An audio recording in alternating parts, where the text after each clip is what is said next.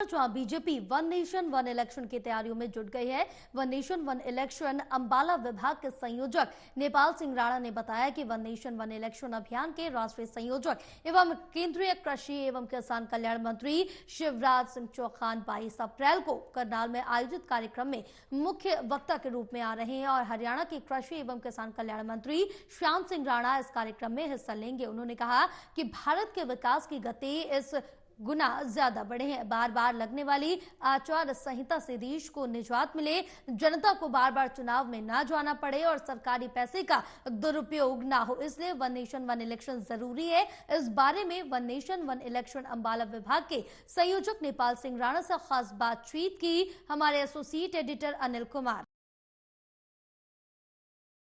One nation one election का क्या लक्ष्य रखा गया है, इस मेरे साथ है one nation one election Ambala विभाग के संयोजक नेपाल सिंह राणा। इनसे जानते हैं कि वन नेशन वन इलेक्शन का क्या लक्ष्य रखा गया है। सबसे पहले तो मैं आप मीडिया वालों का धन्यवाद करना चाहूँगा।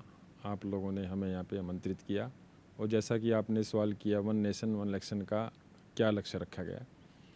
वन नेशन वन इलेक्शन तो डॉक्टर भीमराव अंबेडकर जी जिन्होंने संविधान लिखा था उसमें उन्होंने सबसे पहली प्रायोरिटी उनकी यही थी और पहला इलेक्शन 1952 में हुआ था और 1970 तक पूरे देश में वन नेशन वन इलेक्शन ही था।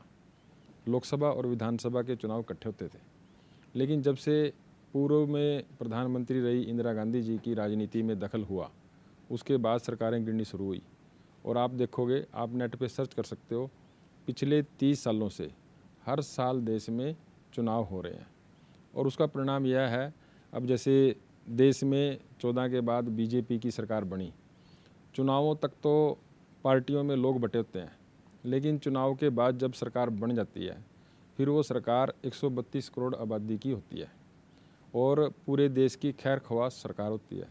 देश के प्रधानमंत्री नरेंद्र मोदी जी ने पूरे 132 करोड़ की आबादी के साथ भारत को विकसित राष्ट्र कैसे बनाना है, जब उसका सपना देखा और उसकी योजना बनाई तो फिर उसमें वन नेशन वन इलेक्शन का होना बड़ा ज़रूरी है। क्योंकि आप देखोगे 2024 का चुनाव हुआ, इसमें 1,34,000 करोड़ रुपया सरकार की तरफ से खर्च हुआ और जितनी भी पॉलिटिकल पार्टियां हैं हरियाणा में पूरे प्रदेश में, उन सभी पॉलिटिकल पार्टियों के जितने भी उम्मीदवारों ने चुनाव लड़ा, लगभग आप ये मान करके चलो 3 लाख करोड़ रुपया उनका खर्च हुआ। टोटल मिला करके ये मान सकते हैं भी 4.5 लाख करोड़ रुपया देश का इसमें खर्च हुआ और टोटल जीडीपी का 1% के करीब ये माना जाता है। ये सारा पैसा जिसे कहते हैं भी खा लिया और उड़ा लिया, ये वेस्टफुल इकोनॉमी है और इसको यदि यही पैसा सरकार की योजनाओं के माध्यम से सरकार के विकास में लगे तो अपना देश विकास करेगा।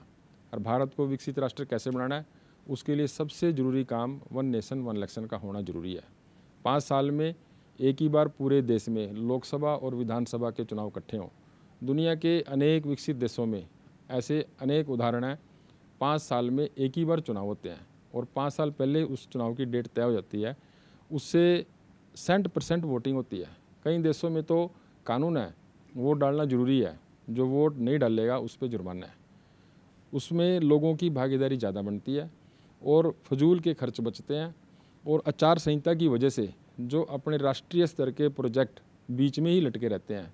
आप उदाहरण के तौर पे मानो कोई नेशनल हाईवे बनना है जम्मू कश्मीर से लेकर के कन्याकुमारी तक, कभी किसी प्रदेश में चुनाव, कभी किसी प्रदेश में चुनाव, कभी किसी प्रदेश में चुनाव, उसका समय सीमा तो रखी होती है 3 साल की, लेकिन वो 10-10, 15-15 साल आचार संहिताओं की वजह से रुके रहते हैं। इस सारी चीज़ से बाहर निकलने के लिए, भारत के विकास की गति 10 गुना ज़्यादा बढ़े, आचार संहिताओं से देश को निजात मिले, जनता को बार बार चुनाव में ना जाना पड़े, सरकारी पैसा का दुरुपयोग ना हो और ये सारी ब्यूरोक्रेसी जो कई बार लगी रहती है वो सारी इन चीज़ों से निकले, एक ही बार 5 साल में चुनाव हो और फिर पूरा देश 5 साल राष्ट्र के विकास के लिए काम करे। Rana ji, one nation one election कब तक हो जाएगा? वन नेशन वन इलेक्शन की जो समिति है पूर्व राष्ट्रपति रामनाथ कोविंद जी की अध्यक्षता में बनी है और उसके बाद फिर पूरे देश के अंदर जितनी भी पॉलिटिकल पार्टियां हैं, चाहे सारी विपक्ष की पार्टियां हैं और समाज के अलग अलग संगठनों के साथ मिल करके इसकी चर्चा करनी है। ये 2027 तक करें चर्चा, उसके बाद वो कमेटी डिसाइड करेगी कब ये चुनाव होगा, लेकिन इसमें सबकी राय मशवरा, सबके साथ राय मशवरा करना जरूरी है। Rana ji, one nation one election अभियान के संयोजक शिवराज चौहान कब हरियाणा दौरे पर आ रहे हैं? अभी करनाल में 22 तारीख को आएंगे और उसमें पूरे हरियाणा के जितने भी पदाधिकारी हैं इस कार्य में लगे हुए हैं, सामाजिक संगठनों से जुड़े हुए लोग लगे हैं, किसान वर्ग के लोग लगे हैं, जो व्यापारी है वो सब उसमें कार्यक्रम में जाएंगे और उनकी अध्यक्षता में 22 तारीख को कार्यक्रम करनाल में है। राणा जी भी कृषि मंत्री के नाते से उसमें भाग लेंगे और उसमें उनकी नेतृत्व में जो भी मार्गदर्शन होगा, किस प्रकार से प्रचार करना, प्रसार करना और सभी लोगों से मिलना, वो सब आकर के वहाँ पे वो बताएंगे उसमें प्रोग्राम में। राणा जी, भाजपा जो है वन नेशन वन इलेक्शन की तरफ बढ़ रही है और हाल ही में सोनिया गांधी और राहुल गांधी के खिलाफ ईडी ने कार्रवाई की है और कांग्रेस लगातार ईडी के खिलाफ विरोध प्रदर्शन कर रही है, क्या कारण है? ईडी एक स्वतंत्र एजेंसी है और कांग्रेस नेशनल हल्ले में उसका जो रोल है वो कहीं है तो ईडी उसके कार्रवाई कर रही है, और यदि कांग्रेस को लगता है भी उसकी कोई भूमिका नहीं है तो फिर उसको घबराने की जरूरत नहीं है। ये थे मेरे साथ one nation one election Ambala विभाग के संयोजक नेपाल सिंह राणा। इन्होंने बताया कि वन नेशन वन इलेक्शन का क्या लक्ष्य है। इसके साथ साथ इन्होंने ये भी कहा कि ईडी जो सोनिया गांधी और राहुल गांधी पर कार्रवाई कर रही है, अगर उन्होंने कुछ नहीं किया तो घबराने की कोई ज़रूरत नहीं है। Anil Kumar, total news, Chandigarh.